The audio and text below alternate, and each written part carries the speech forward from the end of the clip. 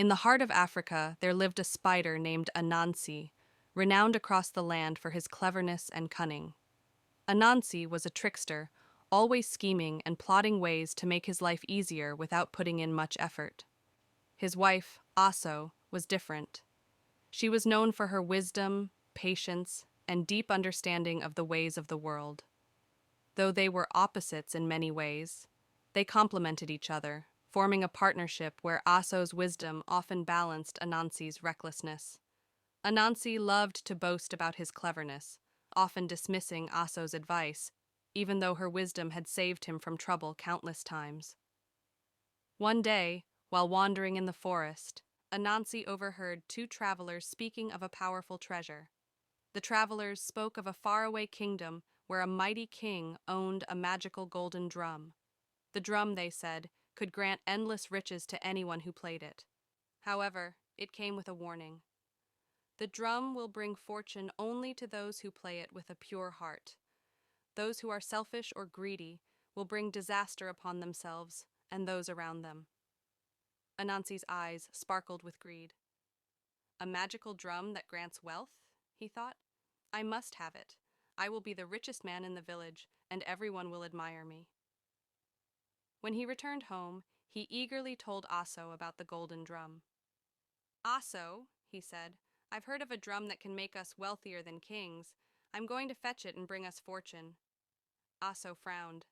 Anansi, such power is never without danger. Did you not hear the warning? If this drum is misused, it could bring harm, not wealth. But Anansi, as always, dismissed her concerns. Oh, Aso, he said, laughing, you worry too much. Trust me, I'm clever enough to outwit any danger. Despite her unease, Aso knew there was no stopping Anansi once he set his mind on something. She watched him pack his things and leave for the distant kingdom. Anansi traveled for days, crossing rivers, forests, and mountains until he reached the palace of the mighty king. The palace was heavily guarded, with soldiers stationed at every entrance. But Anansi, ever the trickster, devised a plan. He disguised himself as a wandering servant and offered to help clean the palace. His quick wit and silver tongue earned him the trust of the guards, and he was allowed inside. That night, when the palace was silent, Anansi crept into the king's treasure room. There, in the center of the room, stood the golden drum, glowing softly in the moonlight. Anansi's heart raced as he imagined the riches it would bring him. Carefully, he took the drum, wrapped it in cloth, and slipped out of the palace unnoticed. As he journeyed home, Anansi's mind was filled with dreams of wealth and glory. He imagined villagers bowing to him, calling him the richest and most powerful man in the land. He chuckled to himself, proud of his cleverness. When Anansi returned to the village, he rushed into his hut and showed the drum to Aso. Look, my dear, he exclaimed, I have brought us the golden drum. Soon we will be wealthier than anyone in the land. Aso looked at the drum with concern. Anansi, she said, this is no ordinary object. Did you not consider the warning? The drum's magic is not meant to be taken lightly. But Anansi, blinded by his greed, waved her concerns away. Nonsense, he said. You'll see, Aso, this drum will bring us everything we've ever wanted. That evening, while Aso prepared dinner, Anansi couldn't resist testing the drum. He placed it in the center of the hut, picked up the drumsticks, and began to play.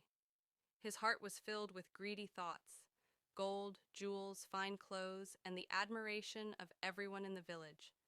At first the drum's sound was beautiful, filling the air with a sweet melody. But as Anansi continued playing, the music grew harsh and discordant. Suddenly, the sky outside darkened, and a powerful wind began to howl. The ground trembled, and a loud rumble echoed through the village. From the shadows emerged a swarm of locusts, their wings buzzing like thunder.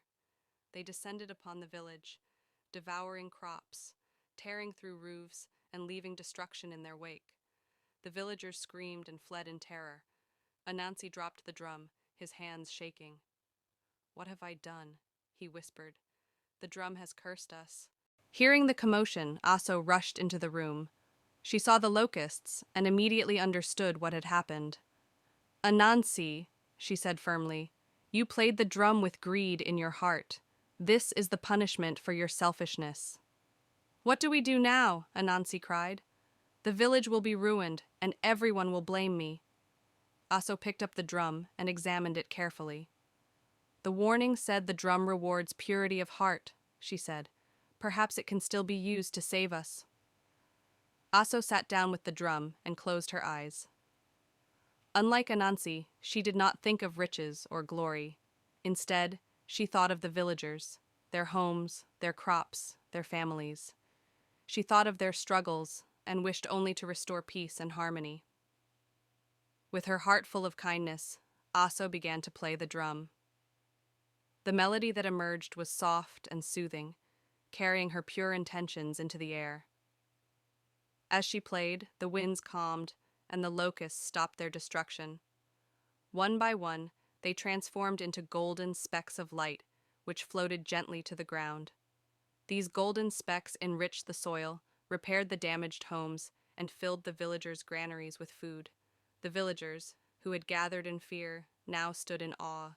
They cheered and praised Aso for her wisdom and bravery, but their joy quickly turned to anger when they realized Anansi was to blame for the disaster.